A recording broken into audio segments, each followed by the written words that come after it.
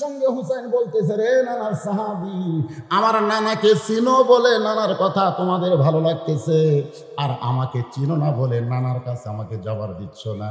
আজকে শুনে নাও, ওই নানার চাইতে আমি হুসাইন কোনো অংশে ছোট না। যেই কইছে নানার চাইতে কোনো অংশে আমি ছোট না, সঙ্গে সঙ্গে হযরত আলী দৌড়ে এসে হুযায়ফার কোল থেকে কাইরা নিয়ে মুখে একটা ঠাসি দিয়ে বলতেছে, ওরা ফানা লাকা যিকরাক, আল্লাহর পরে এই পৃথিবীতে কেউ যদি দামি মানুষ থাকে সেই মানুষটাই হলো মুহাম্মাদুর রাসূলুল্লাহ সাল্লাল্লাহু, যার চরিত্রের সার্টিফিকেট স্বয়ং আল্লাহ দিয়েছে। ওয়া ইন্নাকা লাআলা খুলুকিন আযীম। আর সেই নবীকে নিয়ে আমাদের বাংলাদেশের কিছু নাস্তিক আবোল তাবোল কথা বলে। জোরে কোন কথা ঠিক?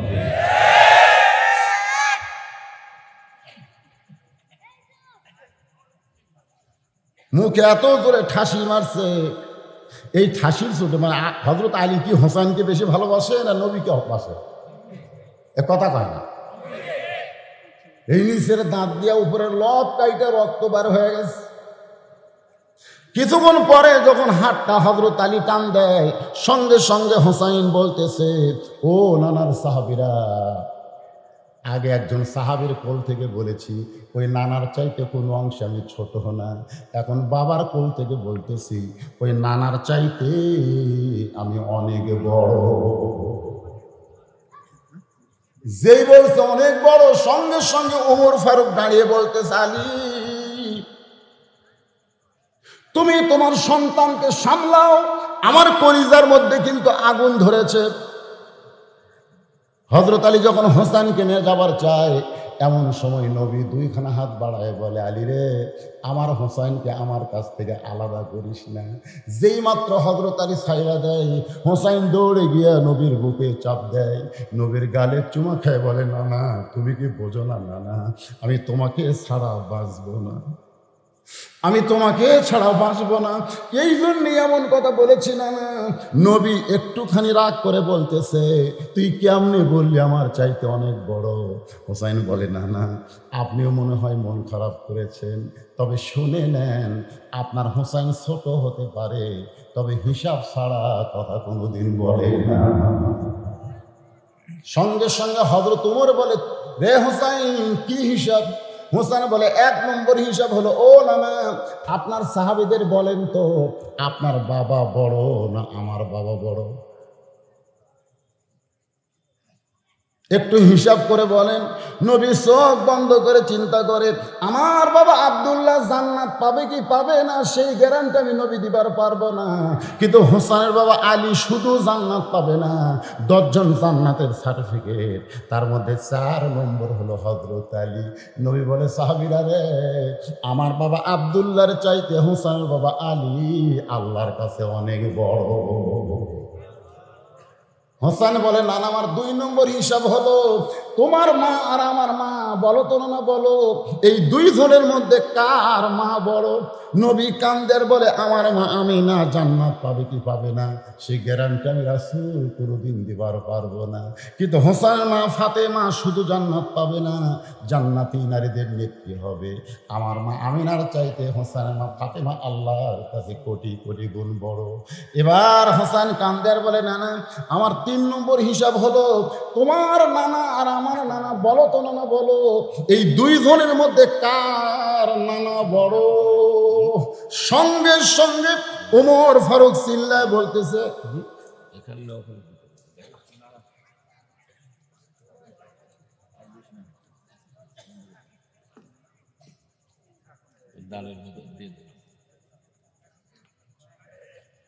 তোমার নানা আর আমার নানা, এই শোনেন, এই 2 জনের মধ্যে কার নানা বড়? ওমর ফারুক বলতেছেন, হোসেনের নানার নানা ওয়াহাব জুহুরকে দুনিয়ার কোনো মানুষ চেনে না, আর হোসেনের নানাকে স্বয়ং আল্লাহ কোরআনে করেছেন ঘোষণা, ওয়া ইন্নাকা লাআলা খুলুকিন আযীম। গরিব সন্তানেরা, যাদের টাকা পয়সা নাই, খরচ করতে পারে না, তাদের জন্যই তো, জোরে কোন ঠিক কিনা? আচ্ছা, লিল্লা বোর্ডিং হলে কি শিক্ষা দিবে? কোরআন শরীফ শিক্ষা দিবে। তার মানে বোঝা গেল কোরআন শিক্ষার জন্য লিল্লা বোর্ডিং দরকার, কিন্তু প্রাইমারি শিক্ষার জন্য বাংলাদেশে একটা লিল্লা বোর্ডিংও কথা কয় না, নাই। তো শতকরা 90% মুসলমানের দেশে আল্লাহর কোরআন শিক্ষার জন্য লিল্লা বোর্ডিং করতে হয়, দুনিয়াবী শিক্ষার জন্য কোন লিল্লা বোর্ডিং করতে হয় না। এতেই বোঝা গেল পরিবেশ কেমন আছে। জোরে কোন কথা ঠিক না? পরিবেশ আল্লাহ বলেছেন তোমাদের সুন্দর আমলের পরীক্ষা হবে। এখন আমার সঙ্গে ধারাভাতের নামতার মতো আপনাদের বলতে হবে কিছু সময়। সুন্দর যদি আমরা পরিবেশ চাই, তাহলে সুন্দর একটা সমাজের দরকার আছে না নাই? সুন্দর একটা সমাজ যদি আমরা চাই, তাহলে সুন্দর একটা রাষ্ট্রের দরকার আছে না নাই? সুন্দর একটা রাষ্ট্র যদি আমরা তৈরি করতে চাই, তাহলে সুন্দর আল্লাহর কোরআনের দরকার আছে না নাই? আছে। এখন আসেন, আমার মা বোনেরা বলেছে হুজুর গত বছর ওয়াজ করছেন, আমাদের কিছুই বলেননি। এবার মা বোনদের ওয়াজ দিয়ে পুরুষদেরকে সাইজ করা লাগবে, কারণ ঘরের মা সাইজ, বাপ এমনি সাইজ হবে। ধরে কোন কথা ঠিক কিনা? সাইজ হবে না। বর্তমানে বাংলাদেশের যিনি ক্ষমতায় প্রধানমন্ত্রী, তিনি কে? মা, মানবতার মা। আসতেছে। ভারত যখন রোহিঙ্গা মুসলমানকে জায়গা দেয় নাই, সিন দেয় নাই, তখন বর্তমান প্রধানমন্ত্রী ঘোষণা করেছে দরকার হলে 3 সন্ধ্যার জায়গায় 2 সন্ধ্যা খাবো। রোহিঙ্গা মুসলমান আমাদের ভাই, আমরা ঘনবসতি হলেও ওদেরকে জায়গা দিবার চাই। জোরে বলেন কথা ঠিক? আপনারা তো সবগুলোতেই ঠিক কম, সব ঠিক। এখন আসেন যে কথা বলবো আমি, এই যে আল্লাহর কোরআন কেমন সুন্দর, কত সুন্দর, এটা বাংলার মুসলমান আজও নিজের চোখে দেখে নাই। দেখছেন? দেখেন নাই। কোরআন কেমন সুন্দর এটা দেখবার গেলে একটু হাফেজি মাদ্রাসায় যাবেন।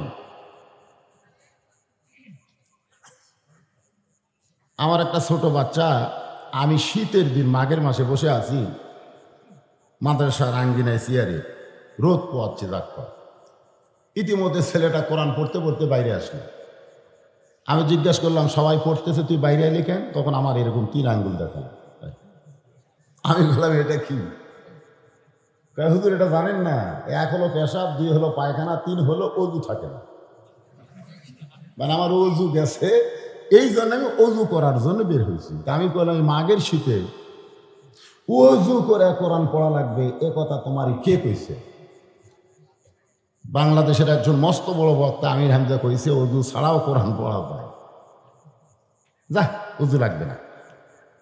ও আমাকে বলতেছে আমির হামজা টামজা আমি মানি না। ছোট বাচ্চা, আমি ওরে সুযোগ দিলাম যে আমি তোর মাদ্রাসার পরিচালক, আমি বলতেছি অজু লাগবে না, অজু ছাড়াই কোরআন পড়া যাবে, যা। এমন জোরে ধমক মারলাম, আমার ভয়ে চলে গেছে। আমি মনে করলাম কোরআন শরীফ হয়তো পড়বে।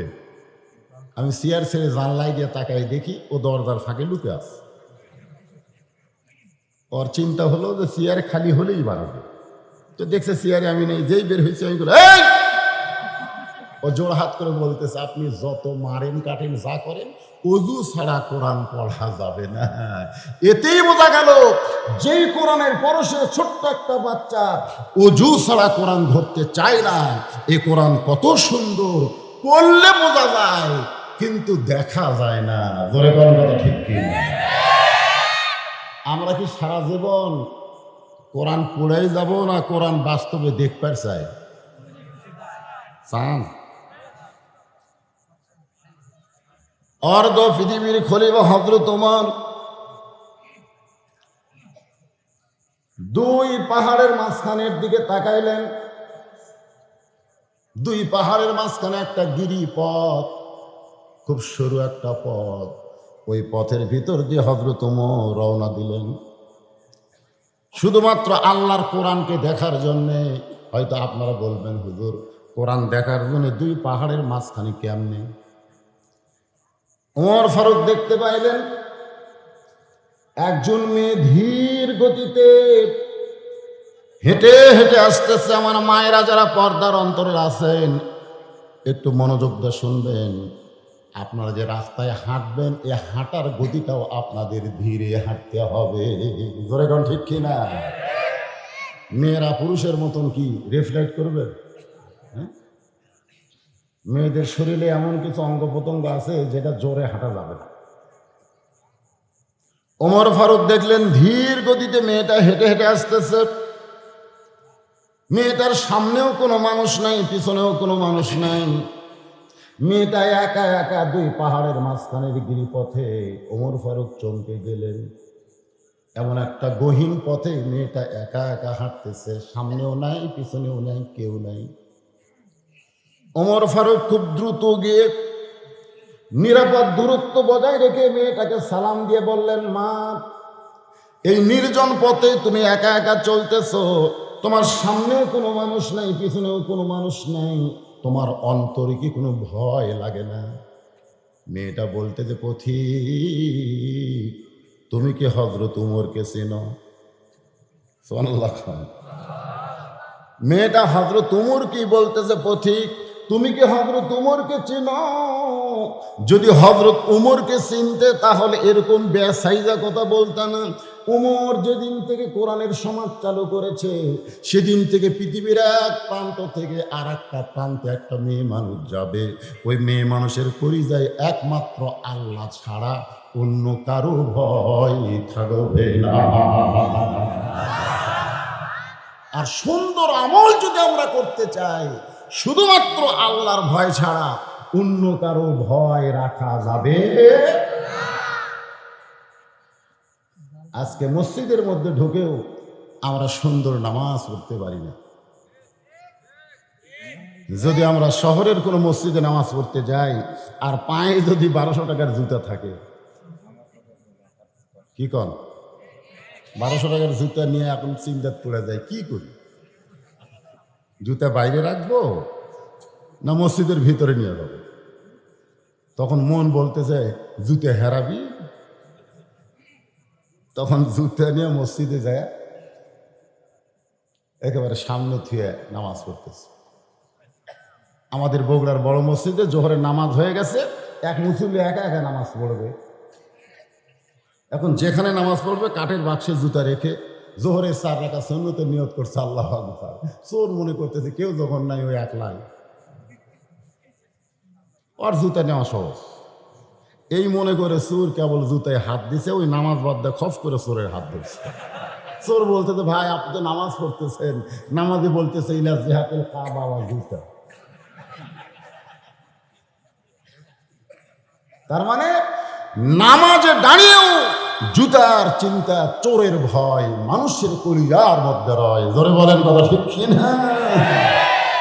সুন্দর পরিবেশ, র্যাব দিয়া, পুলিশ দিয়া, ইংরেজদের আইন দিয়ে কোনোদিন হবে না। সুন্দর পরিবেশ তৈরি করতে গেলে আল্লাহর কোরআনের আইন চালু করতে হবে। ধরে বলেন কথা ঠিক কিনা? মেয়েটা বলতে, পথিক, যেদিন থেকে কোরআনের সমাজ চলে সেদিন থেকে পৃথিবীর এক প্রান্ত থেকে আর একটা প্রান্তে একটা মেয়ে মানুষ যাবে, তার কলিজায় শুধুমাত্র আল্লাহ ছাড়া অন্য কারো ভয় থাকবে না। সেদিন ষোড়শী নির্জন পথে যাবে, কোনো জন কটু কথা কবে না। পথে আর প্রান্তরে সম্পদের মোহে পড়ে খুনারাহা জানি হবে না। সবাই বলেন যদি মেনে চলি কোরআন, বলেন যদি মেনে চলি কোরআন আর রাসূলের বিধান, সকলেই শান্তিতে থাকবে, বাংলার আকাশে কলেমার পতাকা যেদিন দুলবে।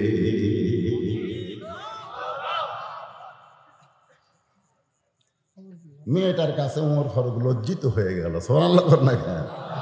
মেয়েটার ভিতরে কোরআন আছে না নাই? এই কথা কোন আছে না নাই?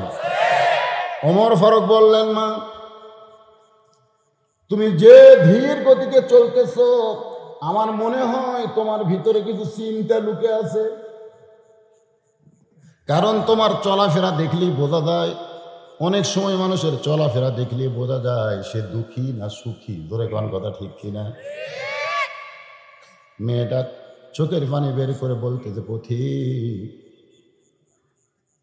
তুমি ঠিকই বলেছ, আমি হলাম একজন দুঃখী নারী। আজকে 6 দিন হলে হযরত ওমর ফারুককে খুঁজতেছি। এই 2 পাহাড়ের মাঝখানের গিরিপথে আজকে 6 দিন হলে হযরত ওমরকে আমি খুঁজতেছি। যদি ওমরকে খুঁজে পাই তাহলে আমার দুঃখের কথা তাকে একটু বলবার চাই। ওমর ফারুক মুচকি হাসিতে বললেন, ওমর কি গরু ছাগল নাকি? উমর কি উট দুম্বা নাকি যে 2 পাহাড়ের মাঝখানে তুমি উমরকে খুঁজতেছো? উমরকে খুঁজতে গেলে তোমাকে সংসদ ভবনে যাওয়া লাগবে, তোমাকে বঙ্গভবনে যাওয়া লাগবে, তোমাকে গণভবনে যাওয়া লাগবে। সেই ভবন বাদ দিয়ে 2 পাহাড়ের মাঝখানে তুমি উমরকে খুঁজতেছো। উমর হলো অর্ধ পৃথিবীর খলিফা, আর তাকে তুমি 2 পাহাড়ের মাঝখানে খুঁজতেছো। তুমি কি পাগলি নাকি?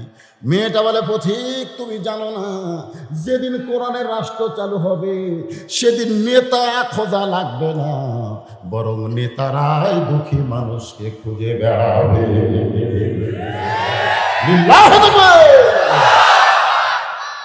যেদিন কোরআনের রাষ্ট্র চালু হবে সেদিন থেকে নেতা খোঁজা লাগবে না, নেতারাই কাক খুঁজবে। বর্তমান ভোটের সময় নেতারা হযরত ওমরের চরিত্র বসে। হ্যাঁ, চলিতে নেতাকে কথাবার্তা শুনলে মনে হয়,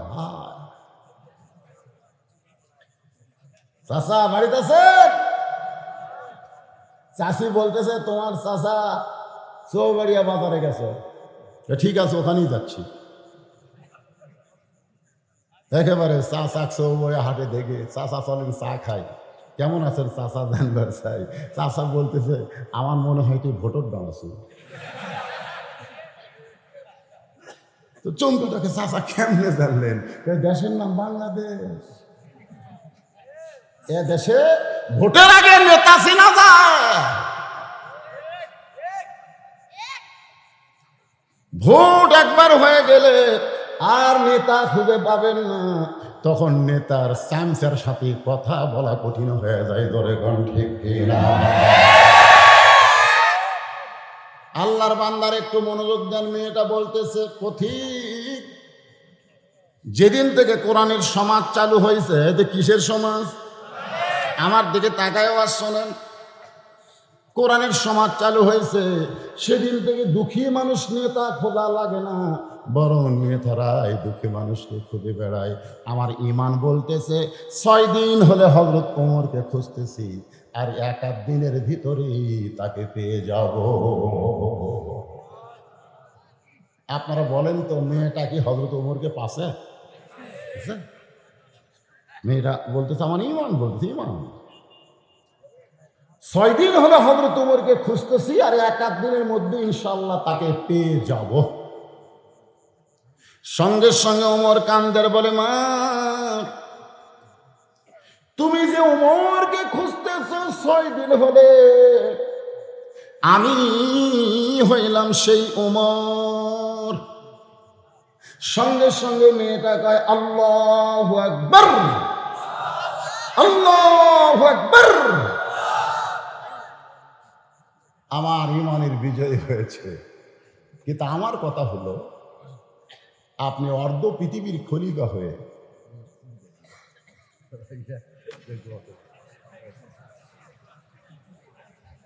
না চলে যায়, অসুবিধা কি? আবার আসতেছে, তাদের খাওয়া দাওয়া না, অতিথি না তারা।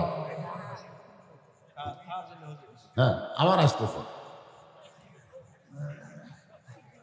আপনাকে রে মান্দা থানায় 28 তারিখে, আর এই তানোরে হচ্ছে 11 তারিখে, তাই না? 11 তারিখে নির্বাচন সামনে আছে না নাই? আমি এই নির্বাচন নিয়ে বলতেছি না, ইউনানি নির্বাচন। আল্লাহর বান্দার একটু মনোযোগ দেন। মেয়েটা বলতেছে, আমির আল মুমিনিন, আপনি অর্ধ পৃথিবীর খলিফা হইয়া চোরের মতো দুই পাহাড়ের মাঝখানে একা একা ঘুরতেছেন। আপনার সামনেও কোনো পুলিশ নাই, পিছনেও কোনো র্যাব নাই, আপনি একা একা ঘুরতেছেন। আপনার অন্তরে কি ভয় ডর নাই? সঙ্গে সঙ্গে হযরত ওমর বললেন, ইন্নামাল মুমিনুনা আল্লাযীনা ইযা যুকিরাল্লাহু ওয়াজিলাত কুলুবুহুম ওয়া ইযা তুলিয়াত আলাইহিম আয়াতুহু যাদাতুহুম ঈমানাও ওয়া আলা রাব্বিহিম ইয়াতাওয়াক্কালুন।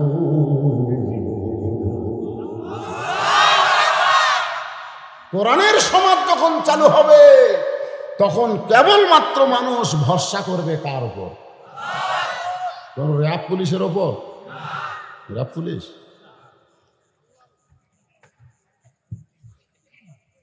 ওমর ফারুক বলতেছে, মা এখন বলো তোমার দুঃখ কি? যেই দুঃখে তুমি 6 দিন হলে আমি উমরকে খুঁজতেছ, এখন বলো তোমার দুঃখ কি? মেয়েটা বলতেছে, আমির আল মুমিনিন, আমার জীবনের সবচাইতে বড় দুঃখ হলো আমি 6 বছর বয়সে ঈমান গ্রহণ করেছি। আমি 6 বছর বয়সে ঈমানের কলেমা পড়েছি, তা বলে নাই। খুব খেয়াল করবেন, আমরা কিন্তু এখনো বাংলার মুসলমান, ঈমান গ্রহণ করি নাই, তবে ঈমানের কলেমা পড়েছি। কলেমা পড়া আর গ্রহণ করা দুইটা এক না। এখানে আলেম বসে আছে, রাসূল বলেছেন ঈমান গ্রহণ করা হলো ইকরার বিল লিসান, তাসদিক বিল জিনান, আমল বিল আরকান, এরই নাম হলো ঈমান। আরে স্বাধীনতার যুদ্ধের সময় অনেক হিন্দুরা পর্যন্ত কলমা পড়ছিল, জানেন? পাকিস্তানের আর্মিকে দেখলি লা ইলাহা ইল্লাল্লাহ মুহাম্মাদুর লা ইলাহা ইল্লাল্লাহ মুহাম্মাদুর লা ইলাহা ইল্লাল্লাহ। পাকিস্তান আর্মি का बिल्कुल ठीक है, ठीक है। যে দেশটা স্বাধীন হলো, একটা হিন্দু আর কলমার ভরে নাই। তবে এক মুরব্বী হিন্দু আমাকে বলেছে, বাবা মুসলমানের কলমার দাম আছে।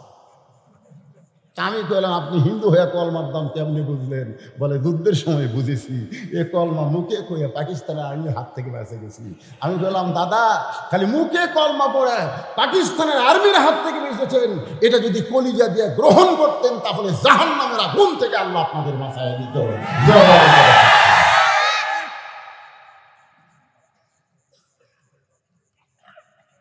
মেয়েটা বলতেছে, আমির আল মুমিনিন, আমার জীবনের সবচাইতে বড় দুঃখ হলো আমি 6 বছর বয়সে ঈমান গ্রহণ করেছি।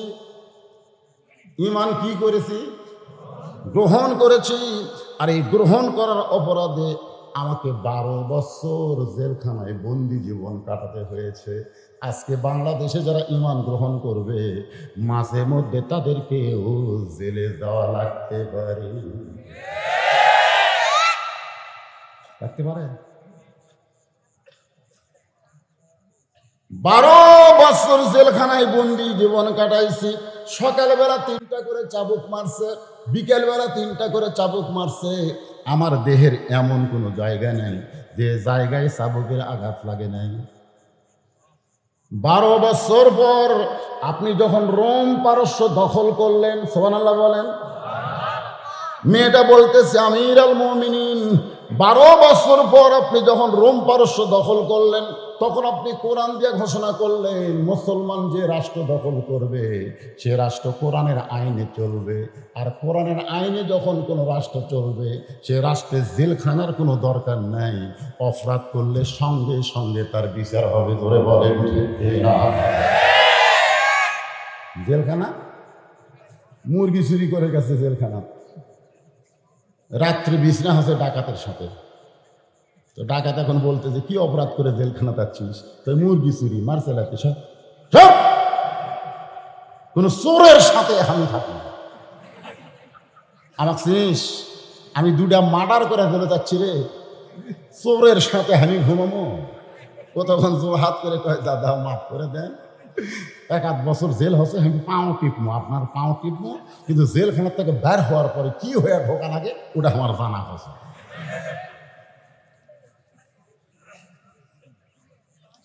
আপনি ঘোষণা করে দিলেন জেলখানার দরজাগুলো মুক্ত করে দেওয়া হোক। রোমের জেলখানার দরজা যখন মুক্ত করে দিল, 12 বছর পর আমি জেলখানা থেকে বের হলাম। আমার দাদা খ্রিস্টান, আমার বাবা খ্রিস্টান, আমার আত্মীয় স্বজন সকলেই খ্রিস্টান।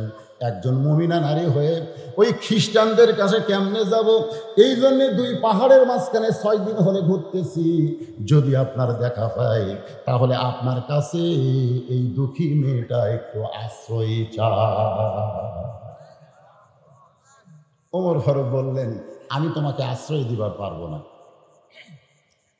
আমি তোমাকে আশ্রয় দিবার পারবো না। মেয়েটা কান্দের বলে, আমির আল মুমিনিন, আমি শুনেছি আপনি অত্যন্ত ভালো মানুষ, সহজ সরল একজন মানুষ, আমার মতন দুঃখী মেয়েকে আশ্রয় দিবেন না কেন? ওমর ফারুক মুস্কি হাসি দিয়ে বললেন, মা, ইসলাম কোনোদিন কাউকে আশ্রয় দেয় না, বরং ইসলাম মানুষকে অধিকার দেয়। ইসলামে কোনো মানুষের আশ্রয় নাই, ইসলাম মানুষকে অধিকার দেয়। ধরে বলেন কথা ঠিক কিনা? আপনি বলেন এই ইসলামে গরিবের অধিকার নাই, ধনীর অধিকার নাই? আজকে আমাদের বাংলাদেশে যারা গরিব তারা খালি গরিবই হচ্ছে, আর সব টাকাগুলো বিদেশের ব্যাংকে পাচার হচ্ছে। আমার এলাকার যারা আলুওয়ালা, আলু আমার করে মনে করেছিল একটু দাম বেশি পাবো, রেখে দিই। ওরে বাবা, কান্দার কে হুজুর, লাকত মাটি, কানত মাটি, লাকত মাটি, আর আলু আবার তো। আমি কলে, পাগলা, লাভ নাই জালের আর লাভ নাই হেলের, এই দুটার লাভ নেই। যতই লস থাক তো আবাদ করবি। জোরে কর কথা ঠিক করে। আজকে আমাদের বাংলাদেশে কৃষকেরা তাদের ন্যায্য অধিকার পাচ্ছে না, গরিব যারা তাদের ন্যায্য অধিকার পাচ্ছে না। যেদিন কোরআনের সমাজ চালু হবে সেদিন থেকে ধনীদের 100 টাকার মধ্যে গরিবের 2.5 টাকা ওয়ারিশ হিসাবে তারা পেয়ে যাবে। জোরে কথা বলে। টাকার মালিক কোনো ধনী না, টাকার মালিক হচ্ছে আল্লাহ। আল্লাহ টাকা দিছে পরীক্ষা করার জন্য। লিয়াবলুয়াকুম আইয়ুকুম আহসানু আমালা। মেয়েটা বলতেছে, আমিরুল মুমিনিন, তাহলে আপনার ইসলাম আমাকে কি অধিকার দিবে? উমর ফারুক বললেন, এই সময় তোমার বয়স কত? মেয়েটা বলতেছে, আমার বয়স হলো 18 বছর। উমর ফারুক বললেন, 18 বছর বয়সে মেয়েদের 1 নম্বর অধিকার হলো ভালো একটা ছেলের সঙ্গে বিয়ে বসা। আমি কিন্তু সুন্দর ছেলে বলিনি, আমি কিন্তু ভালো বলেছি। ভালোর মধ্যে সুন্দর আছে না নাই? কিন্তু সুন্দরের মধ্যে ভালো নাই। ভালোর মধ্যে সুন্দর আছে, কিন্তু সুন্দরের মধ্যে ভালো নাই। পরিমণি সুন্দরী কিন্তু ভালো না। জোরে গান কথা ঠিক কিনা? শাকিব খান সুন্দর কিন্তু ভালো না। এই জন্য কথাটা খেয়াল করবেন। উমর ফারুক কিন্তু বলেছে, ভালো একটা ছেলের সঙ্গে তোমার বিয়ে বসার অধিকার, কারণ তোমার বয়স কত? 18 বছরের যৌবন। মেয়েকে বর্তমান সরকারের আইনেও বিয়ে দেওয়ার কথা আছে না নাই? 3টা কাজ দেরি করা যায় না। 3টা কাজ আপনার মনোযোগ দিয়ে শুনবেন, 3টা কাজে দেরি করবেন না। 1 নম্বর হলো, ছেলে মেয়ে যদি বিয়ের বয়স হয়, বিয়ে দিতে দেরি করবেন না। আমার ছেলে কামাই করা শিখিনি, আমার ছেলে বউ কি খাওয়াবে? বউ খাওয়ানোর দায়িত্ব তোমার ছেলের না। তোমার দায়িত্ব হলো তোমার যুবক ছেলেকে বিয়ে করানো। রিজিকের দায়িত্ব আল্লাহর হাতে। জোরে বলেন কথা ঠিক করে। 3 কাজে দেরি করা যাবে না। তার মধ্যে একটা হলো ছেলে মেয়ে বিয়ের বয়স হলে বিয়ে দেয়। দেরি করো না, দেরি করলেই কিন্তু ওভার ডিউটি শুরু হবে। 2 নম্বর হলো কোনো মানুষ যখন মারা যাবে তাকে দাফন করতে বেশি দেরি করো। 3 নম্বর হলো কোনো ঋণগ্রস্ত মানুষের হাতে যখন টাকা চলে আসবে ঋণ পরিশোধ করতে আর দেরি করো না। তাহলে কয়টা?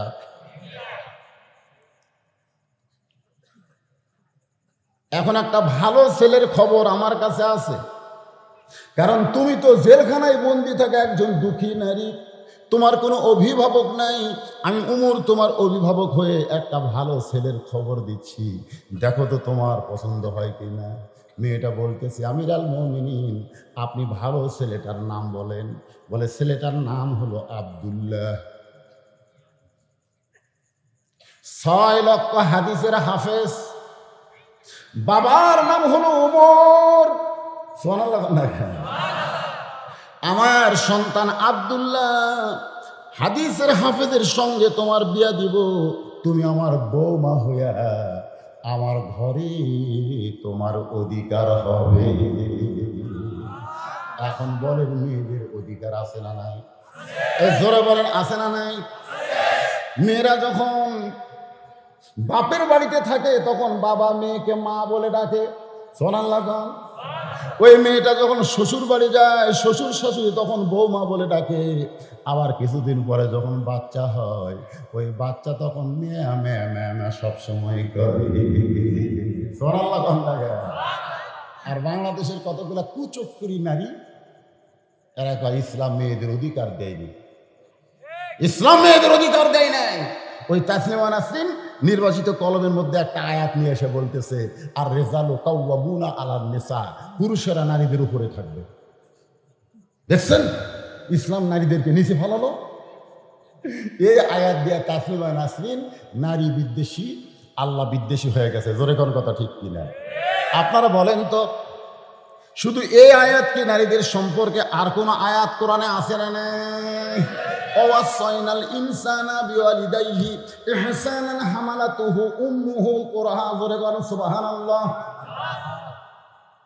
আমার মায়েরা বোনেরা যারা পর্দার অন্তরে বসে আছেন একটু মনোযোগ দিয়ে শোনেন। মেয়েটা মুস্কে হাসিতে বলতেছে, আমিরাল মুমিনিন, আপনার কাছে আব্দুল্লাহ কি সব চাইতে ভালো ছেলে? এ আব্দুল্লাহর চাইতে ভালো ছেলে কি আর পৃথিবীতে নাই? আপনি যে বললেন একটা ভালো ছেলের সঙ্গে বিয়ে বসার অধিকার আমার আছে, বলে হ্যাঁ, তাহলে আব্দুল্লাহ কি সব চাইতে ভালো? এর চাইতে কি আর কোনো ভালো ছেলে নাই? উমর ফারুক বলতেছে, আমার 2 চোখে আমার আব্দুল্লাহর চাইতে ভালো ছেলে আর চোখে পড়ে না। মেয়েটা মুসকি মুসকি হাসি আর কয়, আপনি হলেন 1 চোখে। আপনি শুধু নিজের সন্তানকে ভালো জানেন। উমর ফারুক একটু রাগ করে বলতেছে, মা তাহলে তুমি বলো তো আমার আব্দুল্লাহর চাইতে ভালো ছেলে তোমার খোঁজে আছে? মেয়েটা বলতেছে, নানার নাম হলো মুহাম্মাদুর রাসূলুল্লাহ, বাবার নাম হলো হযরত আলী, মায়ের নাম হলো ফাতেমা, ছেলের নাম হইল হোসাইন।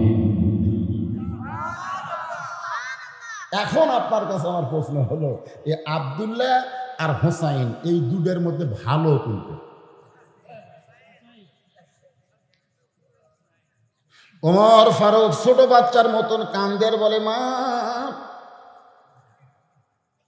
শুধু আমার আব্দুল্লাহ কেন, কিয়ামত পর্যন্ত হোসাইনের মতন ভালো শ্রেষ্ঠ সন্তান আর পৃথিবীতে কেউ হবে না। আল্লাহ রাসূল মসজিদে নববীর মধ্যে বসে সাহাবীদের নিয়ে ওয়াজ করতেছে।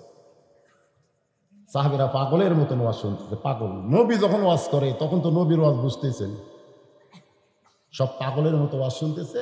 ইতিমধ্যে পিছন দিক থেকে হোসাইন দৌড়ে এসে বলতেছে, ও নানু ভাই, সারাদিন খালি সাহাবী নিয়ে ওয়াজ করো, তাহলে আমার খবর কি? মানে এই কথা বলে নবীর কাছে দৌড়ে আসতেছে। আবু বকর সামনে থেকে হুযায়ফাতুল ইয়ামিনকে ইশারা করলেন, যা হোসাইন কাঁদকা। ও যদি এখন নবীর কাছে আসে, সঙ্গে হুসাইন বলতেছে, রে নানার সাহাবী, আমার নানাকে চিনো বলে নানার কথা তোমাদের ভালো লাগতেছে, আর আমাকে চিনো না বলে নানার কাছে আমাকে যাবার দিচ্ছ না।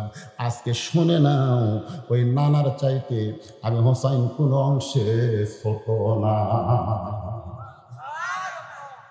যেই কইছে নানার চাইতে কোনো অংশে আমি ছোট না, সঙ্গে সঙ্গে হযরত আলী দৌড়ে এসে হুযায়ফার কোল থেকে কাইরা নিয়ে মুখে একটা ঠাসি দিয়ে বলতেছে, ওরা ফানা লাকা যিকরাক, আল্লাহর পরে এই পৃথিবীতে কেউ যদি দামি মানুষ থাকে সেই মানুষটাই হলো মুহাম্মাদুর রাসূলুল্লাহ সাল্লাল্লাহু, যার চরিত্রের সার্টিফিকেট স্বয়ং আল্লাহ দিয়েছে, ওয়া ইন্নাকা আলা খুলুকিন আযীম।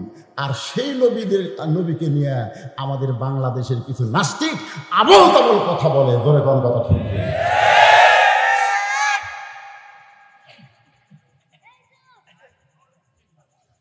মুখে এত করে ঠাসি মারছে, এই ঠাসির চোটে মানে হযরত আলী কি হোসেনকে বেশি ভালোবাসে না নবীকে ভালোবাসে?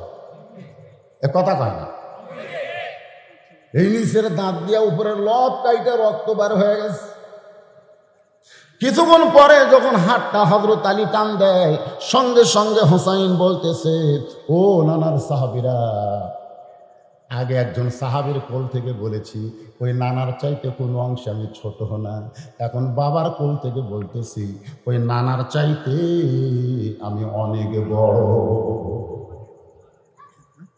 যেই বলছে অনেক বড়, সঙ্গে সঙ্গে ওমর ফারুক দাঁড়িয়ে বলতেছে, আলী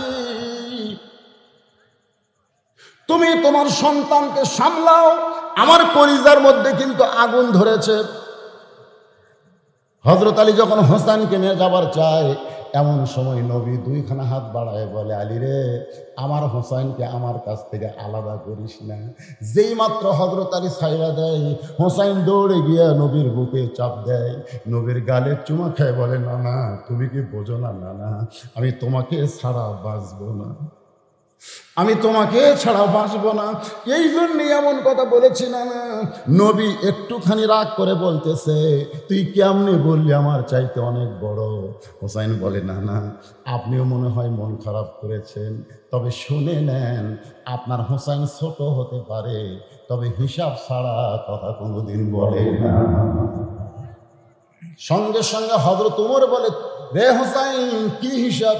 হোসেন বলে, 1 নম্বর হিসাব হলো, ও নানা, আপনার সাহাবীদের বলেন তো, আপনার বাবা বড় না আমার বাবা বড়?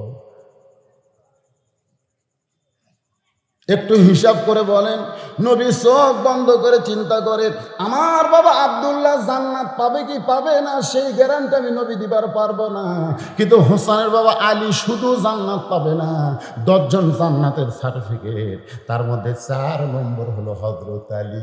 নবী বলে, সাহাবীরা রে, আমার বাবা আব্দুল্লাহর চাইতে হোসেনের বাবা আলী আল্লাহর কাছে অনেক বড়। হোসেন বলে, নানা আমার 2 নম্বর হিসাব হলো, তোমার মা আর আমার মা, বলো তো না বলো, এই 2 জনের মধ্যে কার মা বড়? নবী কান্দের বলে, আমার মা আমিনা জান্নাত পাবে কি পাবে না সেই গ্যারান্টি আমি রাসূল কোনোদিন দিবার পারবো না, কিন্তু হোসেনের মা ফাতেমা শুধু জান্নাত পাবে না, জান্নাতি নারীদের নেত্রী হবে। আমার মা আমিনার চাইতে হোসেনের মা ফাতেমা আল্লাহর কাছে কোটি কোটি গুণ বড়। এবার হোসেন কান্দের বলে, নানা আমার 3 নম্বর হিসাব হলো, তোমার নানা আর আমার নানা, বলো তো নানা বলো, এই 2 জনের মধ্যে কার নানা বড়? সঙ্গে সঙ্গে ওমর ফারুক চিল্লায় বলতেছে,